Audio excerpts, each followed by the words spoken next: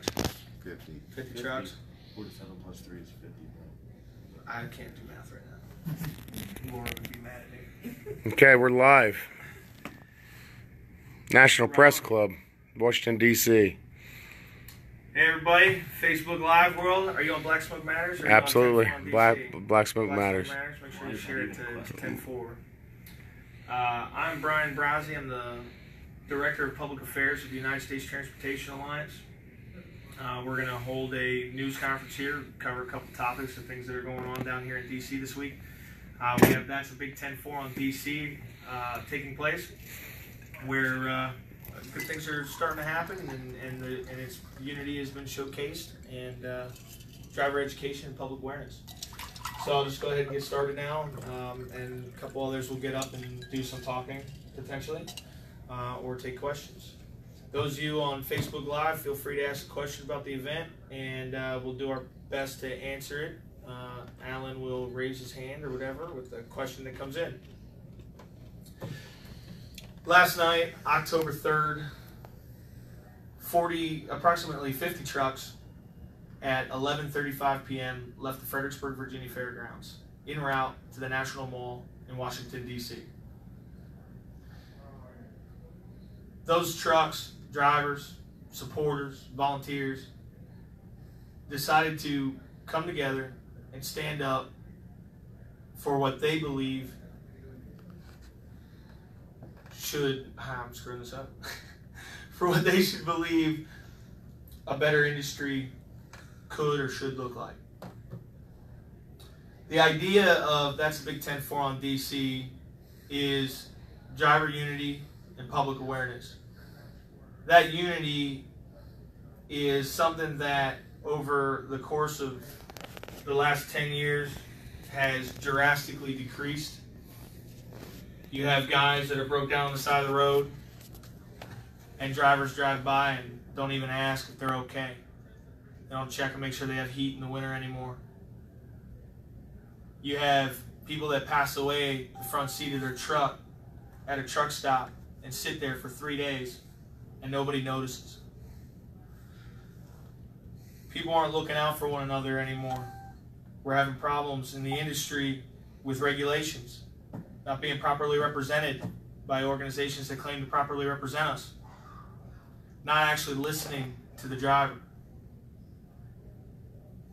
10-4 on DC is about bringing those drivers together. It's about standing together, toe-to-toe, arm-to-arm, to stand up to the congressional leaders, the FMCSA, and let them know that we will not back down and we will not go away. What we hope to accomplish at 10-4 on DC is a new mindset for the industry, a new way of life or a culture, or maybe it's just a throwback to the past.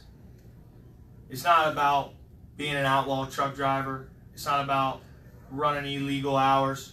We want positive change in this industry. We want to do things to make our industry safer.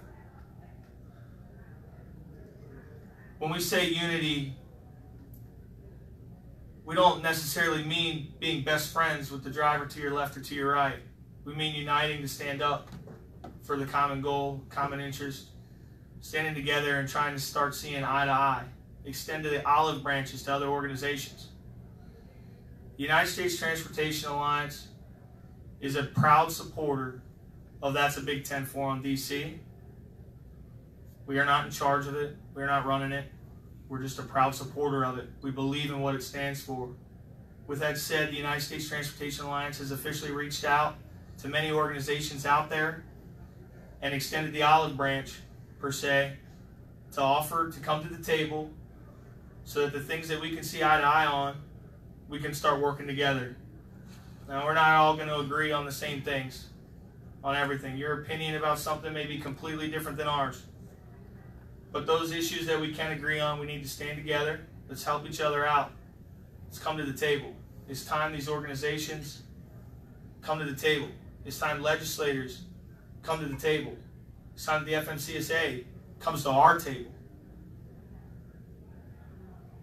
In trucking, we come from every culture, race, religion, gender, different personalities that can sometimes cause these infighting and disruptions towards making a positive change. With 10-4 on DC, it's neutral territory for everybody, regardless of where they come from and what they believe in. And it's a place where like-minded individuals, and when I say like-minded individuals, I mean those that want to see a better industry, to come to the table and start rubbing elbows and working together towards a common goal. Throughout the next 2 days on the National Mall, drivers will be working with each other. They'll be having supper together. They'll have lunch together. They'll be shaking hands and talking to the public. Drivers are also going to have the opportunity to be educated at the National Mall on how to properly leave an FMCSA comment. The focus obviously right now is hours of service, with the comment period being extended to October 10th. We're also going to teach the public how to get involved and how to help us. We're going to teach them how to leave a comment. We're going to make sure they understand the importance of trust. And we're going to do everything we can to reach across those aisles, no matter what political party, gender, race, culture, religion, to get everybody to start coming together to the table.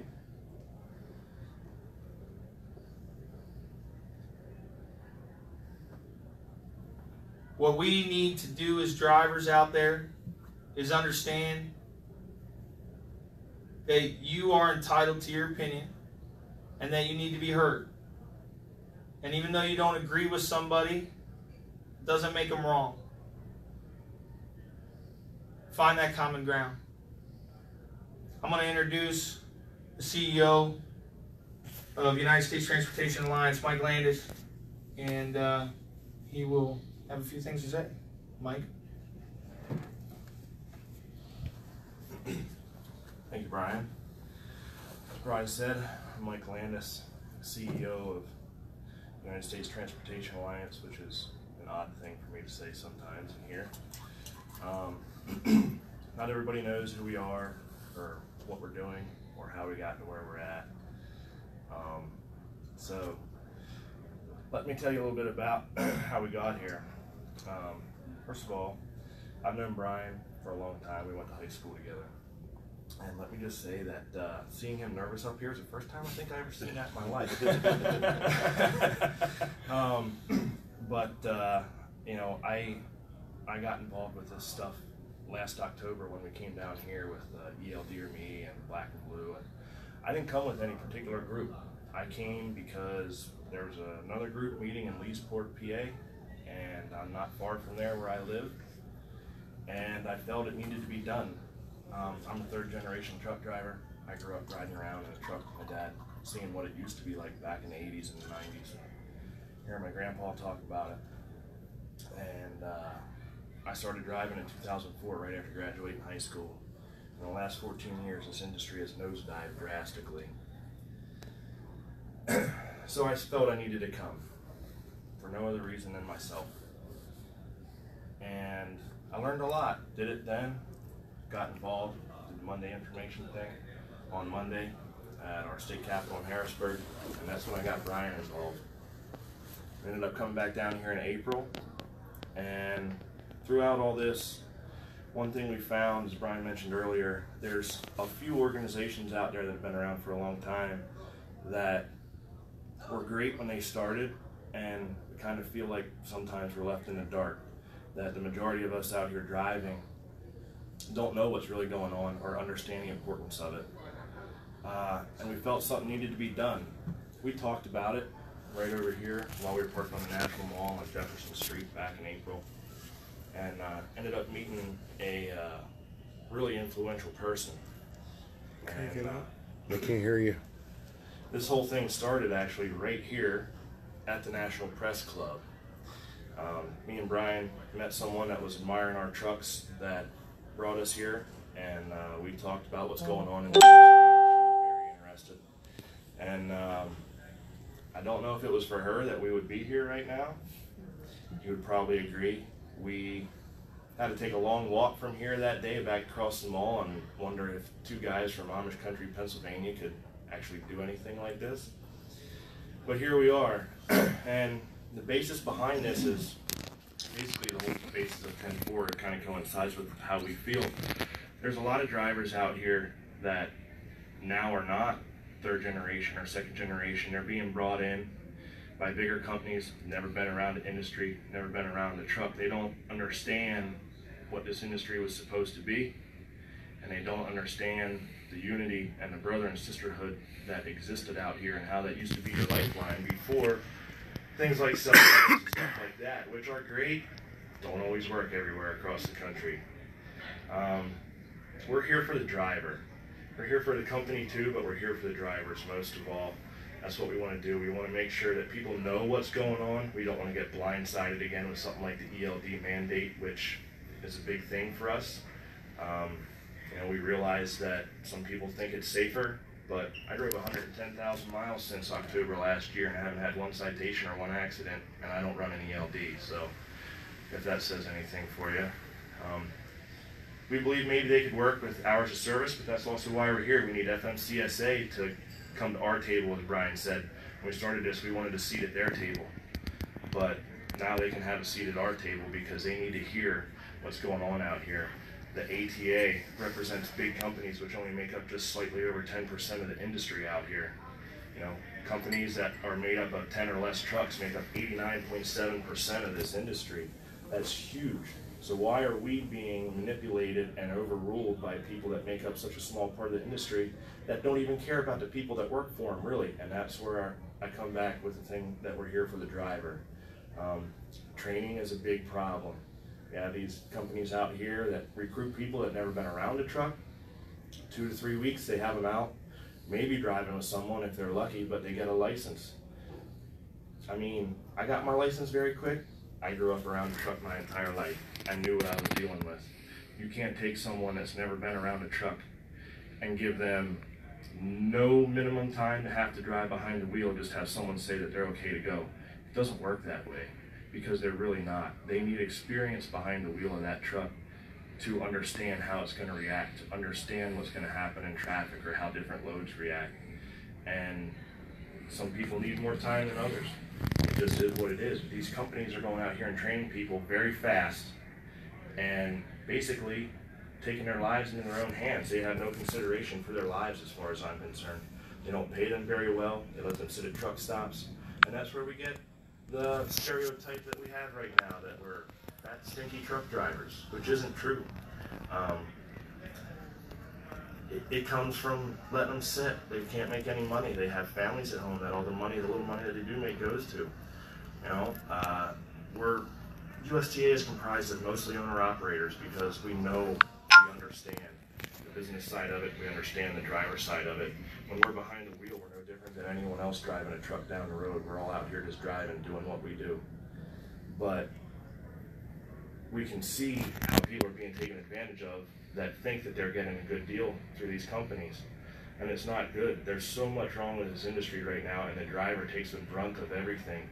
You have lumpers, you have late fees now, shippers and receivers that have popped up everywhere since the ELD mandate because they know people can't make it on time.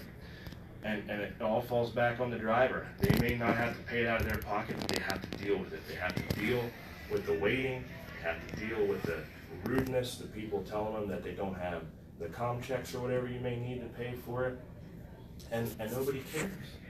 It's utterly ridiculous in my opinion, and we need to all stick together out here to try and make this industry better. We need to hold some of these brokers and lumpers accountable for the fees that they charge to unload stuff that they ordered at their own place. And we have brokers out here. Some of them are great. I've worked with some great brokers over the years. I run my own authority.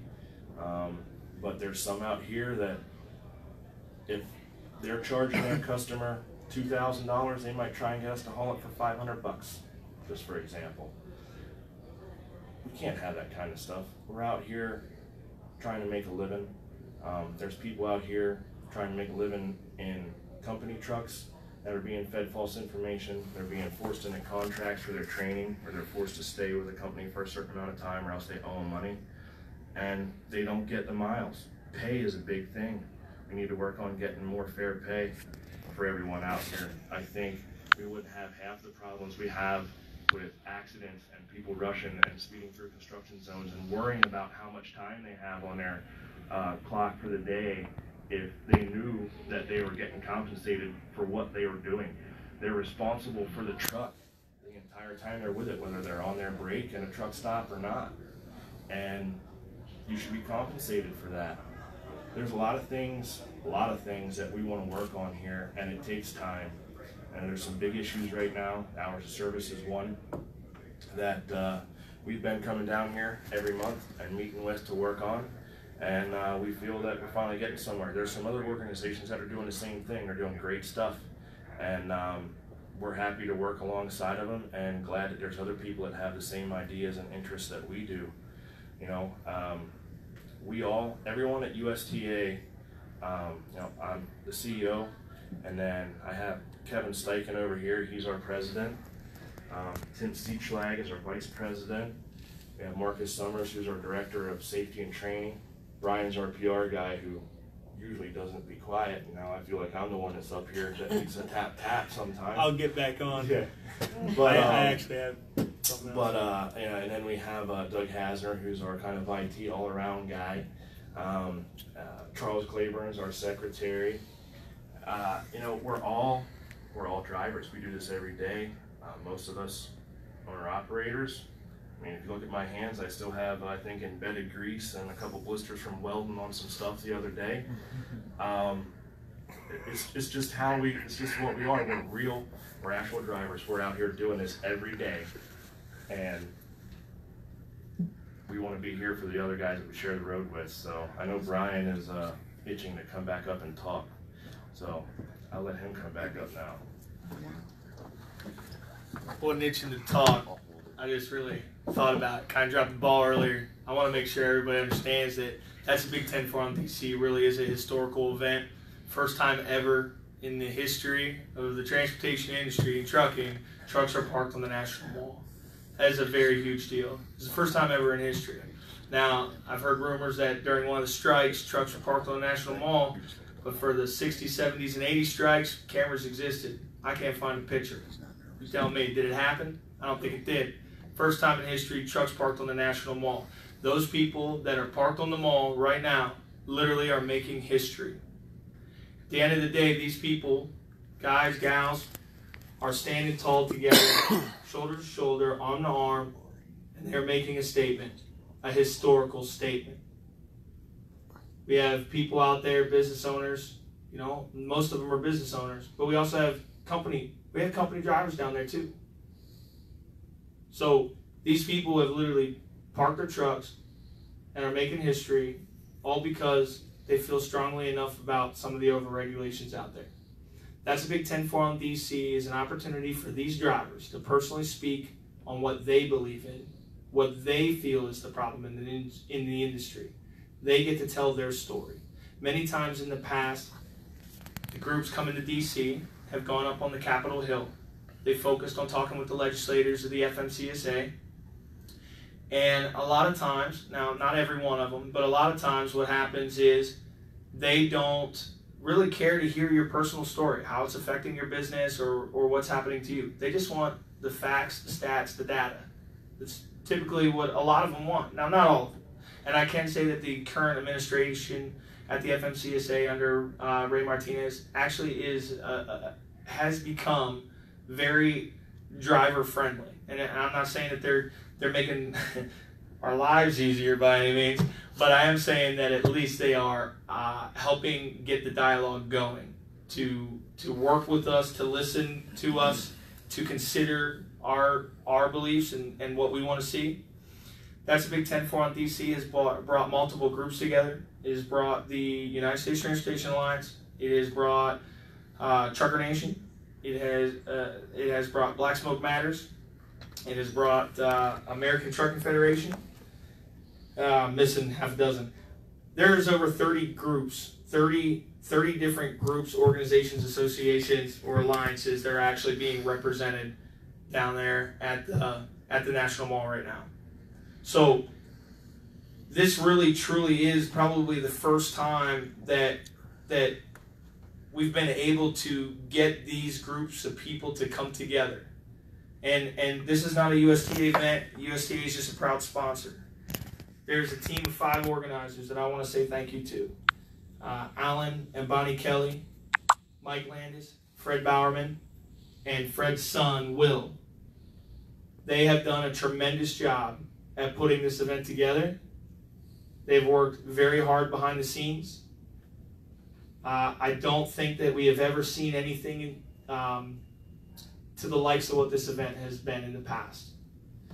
Guys like Operation Black and Blue and ELD or Me event last October paved the way, and respect is owed for that. There's no doubt about it. No doubt about it. We thank them for what they put together, and actually many of the people in the National Mall right now were part of that.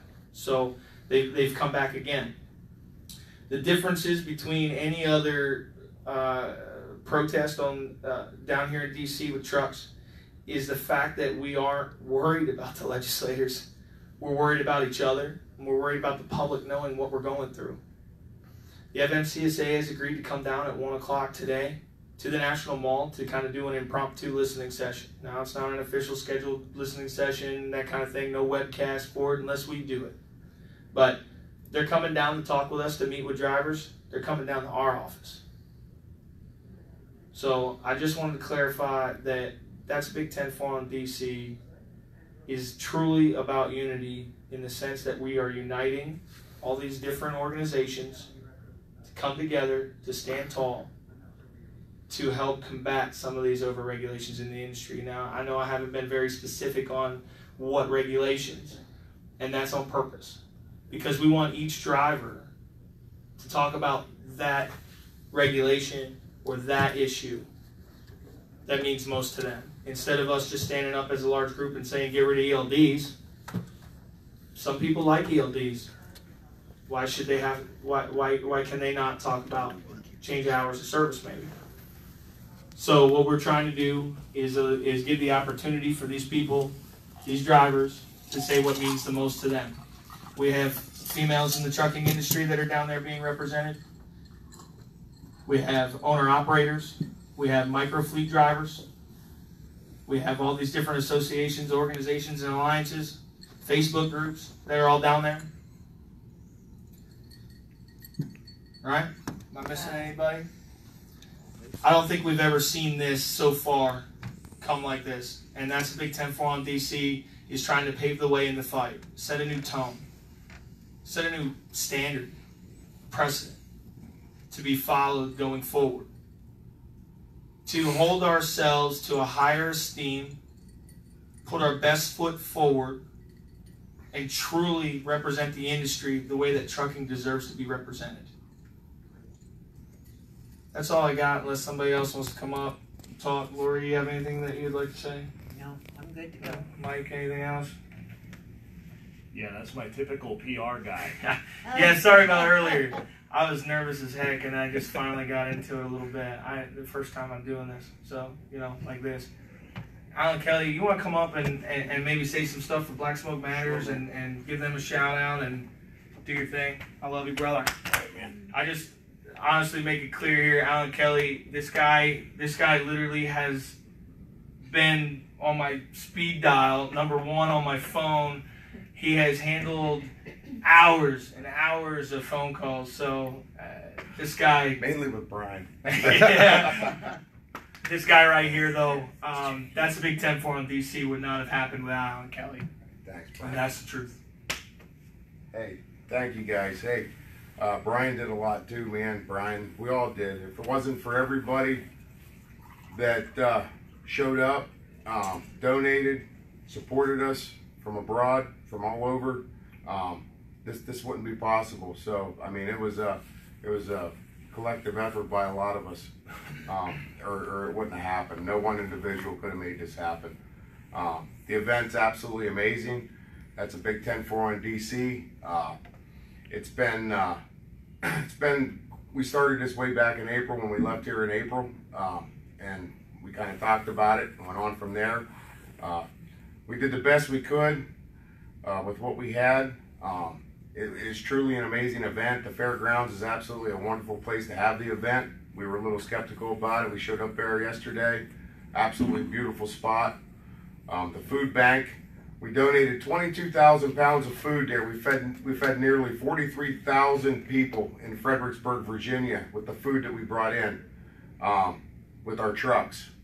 So I want to give a big shout out to all the guys that helped donate to the food bank that made that possible.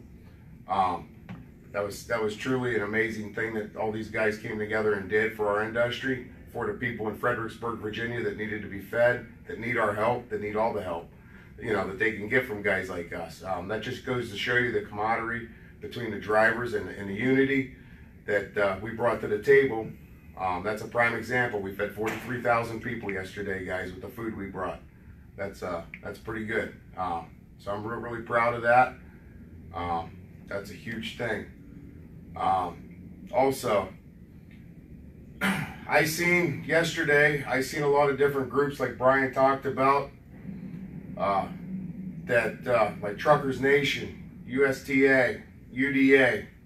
I seen a lot of these groups coming together yesterday that you know, some of these guys were last minute deals, but they came together, and you know something? Out of all the drivers and trucks and different organizations and stuff, I tell you what, man, I see more laughs and smiles and more than I ever have in probably the last 23 years I've been out here driving a truck. So I seen a lot of people shaking hands. I seen a lot of people that get on Facebook and have different issues with each other, sitting there smiling and shaking hands and lining themselves up with the things that they have in common. They disagreed in a professional manner. You know, they agreed to disagree with no issues, and that's a big key, I think, to where we need to go from here. So I really you know, paid attention to that yesterday. There was some mixed feelings, but everybody handled themselves in a professional manner. I'm really proud of everybody that showed up down there at the National Mall. It went as smooth, you know, smooth as it could be. The convoy went really smooth. I mean, just everything was really well organized, and I really thank Brian Baraze for that. I'll tell you what, his logistics and his planning and stuff like that, he's a phenomenal guy, guys. I mean, he hasn't, you know, been doing it for 23 years, but I'll tell you what, guys, his experience in the military, his experience in the trucking industry, his willpower to exceed all the time. I mean, he's just a super good guy. So thank you, Brian, for putting this together in such a smooth, professional manner. I mean, I'll tell you what, it was unbelievable. It went very, very smooth. So that being said, I represent Black Smoke Matters. I'm a administrator on Black Smoke Matters. Me and the ambassador, the one and only Joe Denny. We kind of like started this back in April. We all love you, Joe. And everybody loves Joe Denny. He's the ambassador of trucking. So anyway, we kind of started this, and we have a bunch of good admins on our page. We goof around on our page, and we have, you know, it's a real page. It's a page where anything kind of goes. It's you know, I guess you know, I don't want to say the word uncensored because that's a no-no in our group. But anyway, it's kind of like an uncensored group. A real uncensored group. But I'll tell you what, we the people in our group, without them, without our administrators, we really pushed this event in a big way, and I'm really proud of Black Smoke Matters for that. They stepped up above and beyond anybody else. I can tell you that right now. So that's a big, you know, that means a lot to me. So anyway, that being said, I just wanted to thank Joe Denny, Black Smoke Matters. Black Smoke Matters, they came here. They have a booth set up down there. They're going to give candy and different things out to guys, stickers and stuff like that. they're not selling anything. They're not a political group. It's just a good organization that's kind of like out there for the drivers in the industry. That's where we stand with that. But we have some issues that we need to get fixed. And I'm going to be honest with you guys. I honestly think that we've talked and talked and talked for over a year, and nothing's happened. And I'm tired, all we get is broken promises. I keep on hearing, I keep on seeing all these different groups, Truckers Nation, USTA, all these other groups, great guys, that, they're getting good things done, but it ain't happening at trucker speed, guys. It's just not happening at trucker speed. And, it's one promise after another. Oh, we're working on it. It's coming. This is going to happen. A 30-minute break's going to go away. This is going to happen. Nothing's happening. I honestly think that we need to shut the trucks down, is what I think. And I'm not speaking for anybody else. I'm speaking for Black Smoke Matters and myself. We don't want to do that. We want to handle things in a diplomatic way, diplomatically, like through the USTA or through Truckers Nation. That's the way we want it handled. Okay? Nobody wants to shut down. We just want to work. They're killing us. They're killing us with hours of service. Why is it okay whenever a hurricane comes in to get down there and work with no hours of service, okay, when the government deems it okay, and not any other time? It's only okay whenever they deem it okay. Why is it safe to go down there and run with no hours of service whenever a natural disaster happens? And don't get me wrong, we're very happy to help those people. That's what we're all about.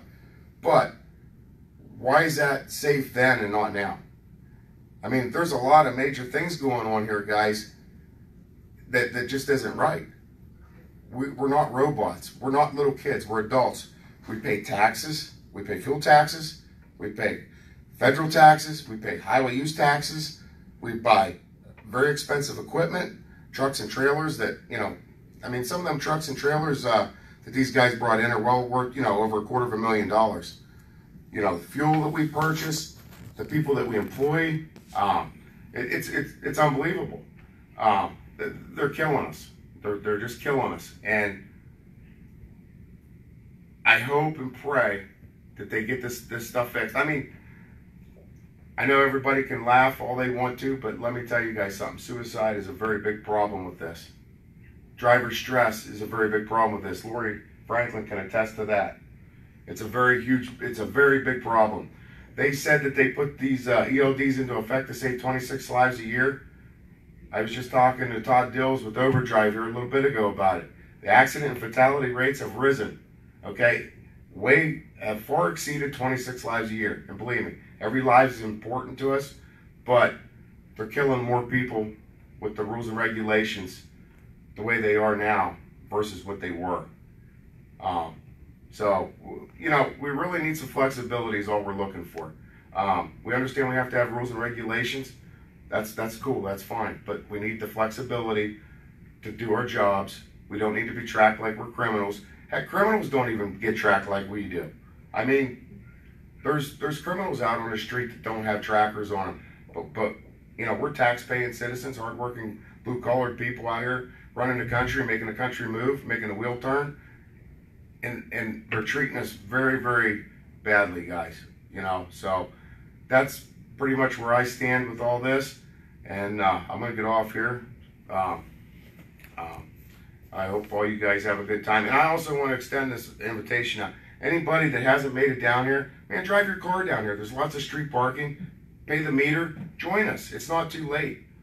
Come on down here and join us. Barbecue Saturday. Barbecue Saturday at the Fredericksburg Fairgrounds. Come on down and join us, guys. It's not too late. You're welcome. If you come down for half a day, a full day, the rest of the week, come on down and join us. It's not too late. There's street parking, and we'd love to have you. So that's where we stand. You guys have a good day, and thank you for the opportunity to speak up here. Thank you. Thank you, Alan. Thank you, Alan. Appreciate it. There's a lot of things we can stand up here and say. We could be here for hours. In fact, you could ask someone in this room. We spent about 6 or 7 of it here trying to explain this industry and what's broken in it months ago. Fortunately, I don't have to do that because I have really good friends like Alan, Lori, Brian, that have all these different issues that need to be covered. They're huge. You know, Alan brought up the strike like they did back in the day. I want everyone to think about this for a second. People don't think that trucks are that important. People think that we're just a nuisance and we're in your way. When he talks about flexibility, some of that involves us pulling over and taking a nap so we don't have to drive through your city at rush hour. Some of that involves not everybody can sleep the same, and you want to pull over and take a nap. And the way we do it now, we actually lose time of our day if we pull over to try and stay safe. That's where the stress level he's talking about comes in. But I want everyone to think about this, and you can either come down to the mall and approach pretty much anyone down there and ask this question and they'll be able to answer it, or go to our website or go on Black Smoke Matters on Facebook, send us a message. Name one thing in your life that a truck doesn't affect, and then you'll understand how important trucks and the men and women that drive them are. Because I can promise you, you can't tell me one thing that you need in your life that's not affected by a truck at some point, and you can take that to the bank.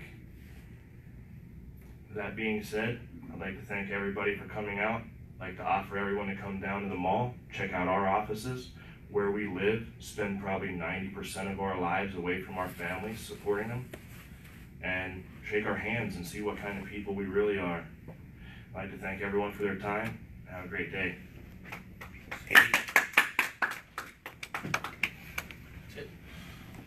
Bye.